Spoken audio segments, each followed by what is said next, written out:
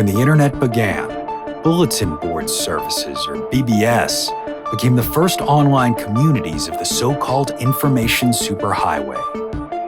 Using their phone lines, people logged in from all over America to talk about sports, games, movies, and on one BBS in particular, share their ghost stories.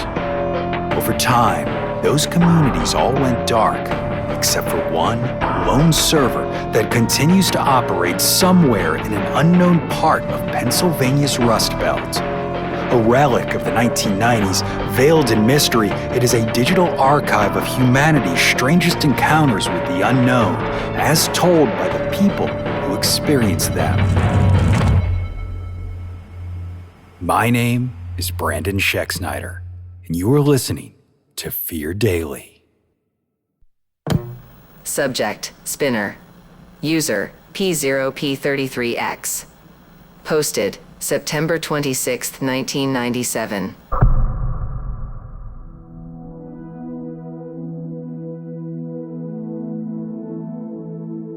They called her Madame L'Oreal, but there was nothing Madame about her.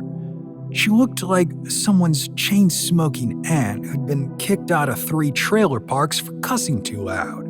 Sagging bingo arms, wiry gray hair stuffed into a mesh hairnet, and a permanent grease sheen on her forehead that made you think she slept under fryers. Her lipstick bled into the cracks around her mouth, her breath smelled like wet menthols, and when she talked, her teeth showed yellow.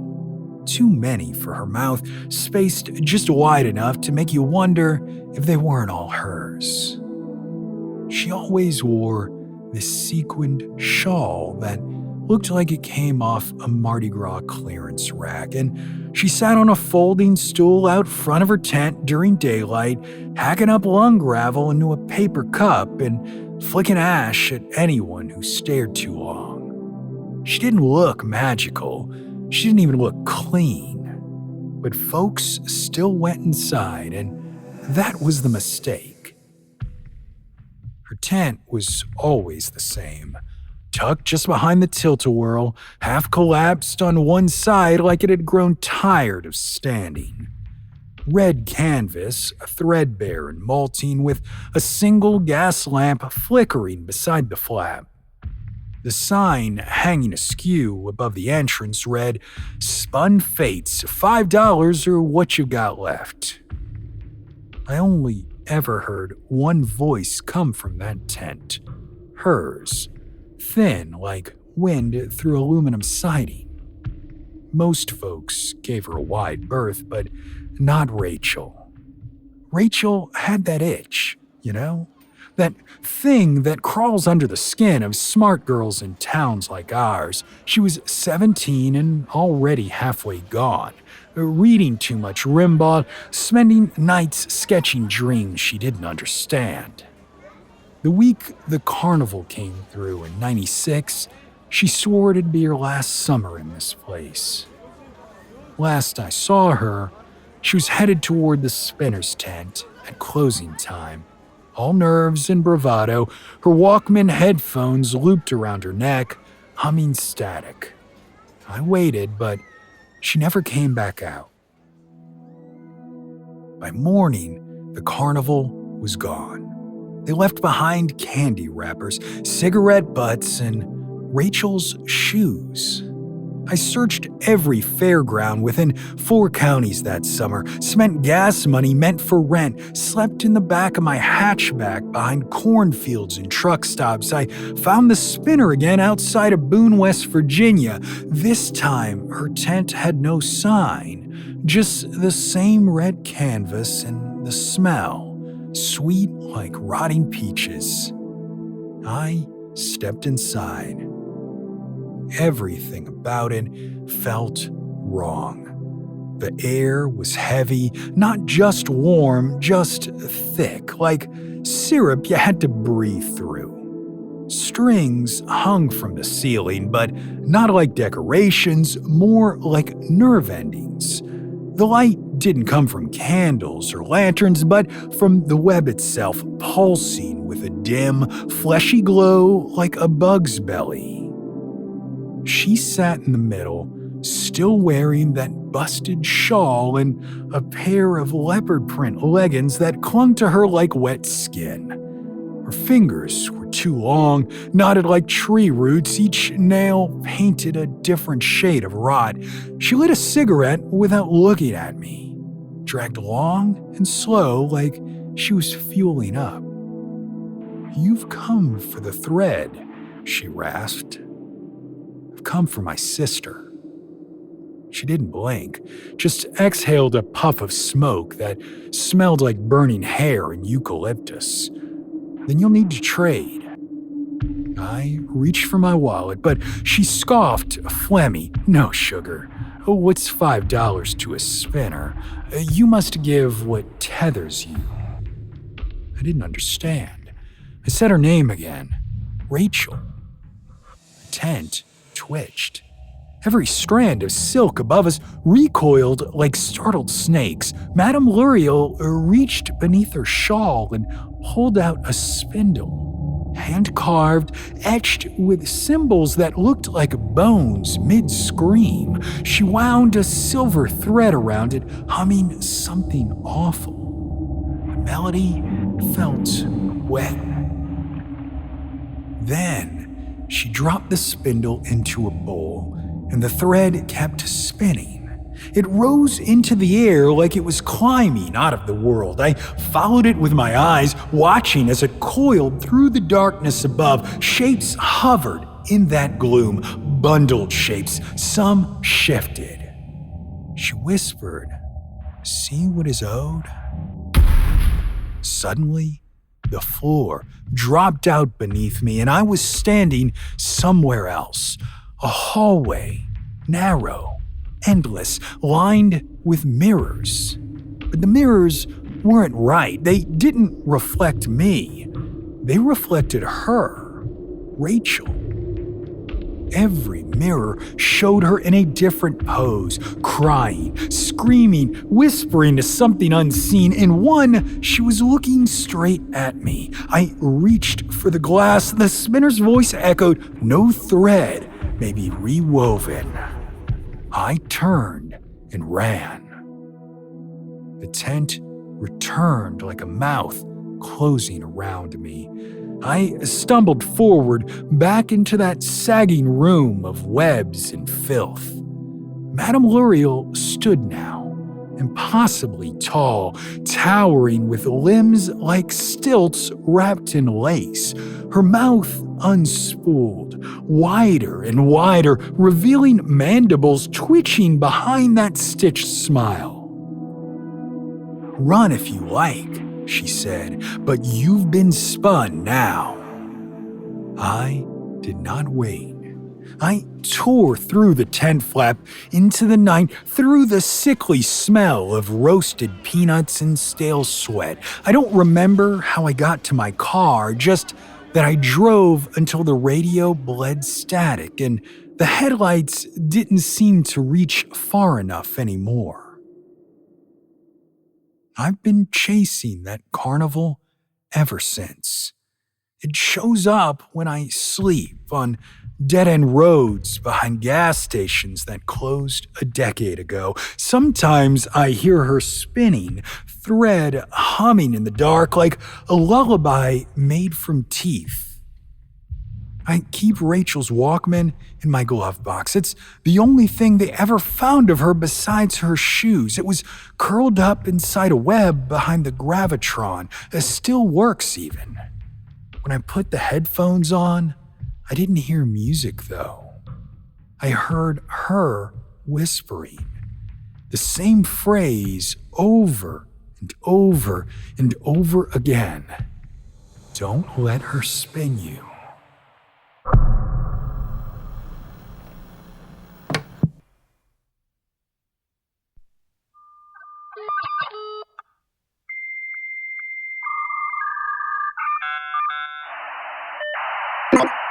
Subject, The Meadow. User, 35 Nurse No. Posted August 21st, 1997.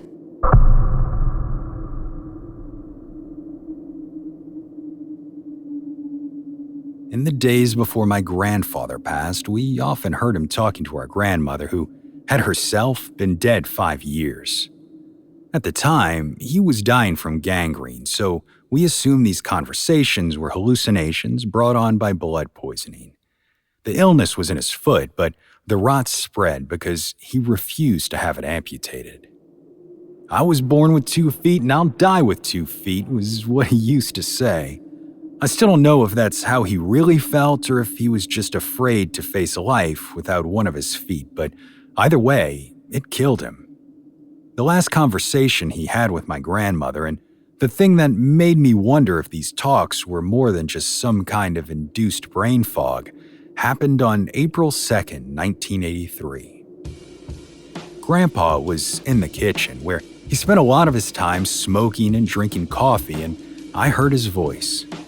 Usually, when he was having these conversations, he kept his voice low so as not to be overheard, but that day, he was full-on shouting. "Not now, Mary, not now." There was a pause, as if he was listening to a response only he could hear. Then he replied, "Because I'm scared. Is that what you want to hear? I don't know what it's like there, and you say you can't tell me, so I'm afraid." His voice dropped after that, and the rest of the conversation was inaudible. He died the next day.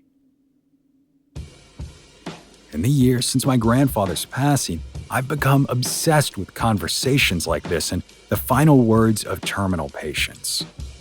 In my family, we weren't really given the tools to envision better lives for ourselves than what we grew up with, which means we default to either nostalgia for what's past or anxiety about the ultimate future that awaits us all. I suppose this hobby of mine is a way for me to cope with my own fear of mortality and what comes afterward, while I learn to expand my sense of what's possible in this life.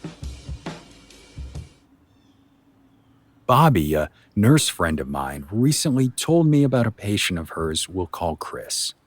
Chris was a relatively young man in his late 40s who had suffered from persistent heart trouble until the organ finally failed him completely. During this whole process, Chris's wife, Maureen, was by his side, trying not to let him see how badly frightened she was by the prospect of losing him. In the hours before his death, Chris, who had started slipping in and out of consciousness, began moving around in bed as if he was uncomfortable. Maureen tried to comfort him, but he would gently push her away. She called for Bobby, who arrived shortly thereafter to see what, if anything, she could do for him. When asked what he needed, Chris kept shifting in bed for several minutes until replying, "I'm trying to get over." "Over what?" Maureen asked. His reply was casual, almost as if the answer was obvious and didn't need to be asked. "To the other side." Bobby understood immediately, but Maureen either didn't or couldn't take in what her husband was saying. "To the other side of what, Chris?" "To the other side of this place." Bobby spoke up then and asked a question of her own. "What's over there, Chris?" "No more pain. No pain at all." Chris kept shifting in bed until he worked himself around to the point his legs were hanging over the edge of the bed. He hadn't been mobile in a few days, so both Bobby and Maureen were concerned about him falling, but Chris was apparently insistent that he wanted to stand. With a lot of effort, he got to his feet, leaning his head back and taking deep breaths. At length, he sat back down and bent forward until his head was resting on the bedside table. A moment later, he sat up and said, "Okay, I'm ready." Bobby had to call for another nurse to come help her maneuver Chris back into bed, as his energy was completely spent and he could barely move under his own power. Together, they picked up his legs and swiveled him back into place as he lost consciousness. 45 minutes later, he was gone. He had finally managed to get to the other side. While I won't say the conversations I've heard or had related to me have eased my fear of death, they did mitigate it to some degree until I had a close call of my own. I'll spare you the details except to say that, like Chris, I have or had a problem with my heart. It's a defect that runs in my family, and I had thought it skipped my generation until I collapsed on shift and had to be rushed into surgery. The surgeon who worked on me was a master at what he does, and I've not only recovered fully, but the faulty equipment pumping away in my chest is now permanently repaired. The cost of this was that I died for 5 seconds on the operating table. It was unavoidable, not the surgeon's fault at all, but in that 5 seconds, I experienced something. Prior to this moment, I was completely under anesthesia and had zero recollection of anything after hearing the nurse starting to count down from 10, but then I came from darkness into the light of a beautiful meadow. High above me, the sky was the most incredible azure blue I'd ever seen, and I was surrounded by tall flowers. Their petals were yellow and red and white and softer than silk. People were there too, maybe a dozen of them standing around me. Their faces were out of focus, but I felt comfortable with them as if I'd known them a very long time.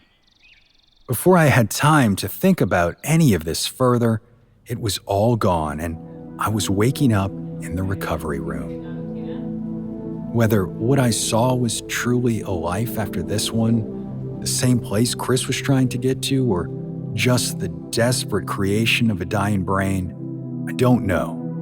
What I do know is that I'll keep collecting conversations like the ones I've described above, which are a fraction of a much larger library, until the time comes when either I'll be delivered into eternal darkness, my consciousness blinking out of existence, or I return to the meadow and find those who went before me.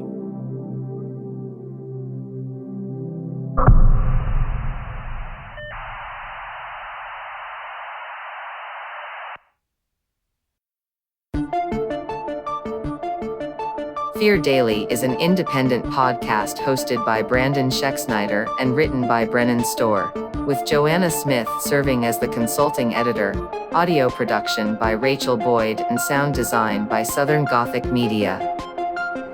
This podcast is a work of fiction. Names, characters, places, and incidents are either products of the author's imagination or are used fictitiously. Any resemblance to actual persons, living or dead, or to real events or locations, is entirely coincidental. Ad-free versions of Fear Daily are available now on your favorite podcast apps. For more information, visit feardaily.com. But move fast, before the server goes offline.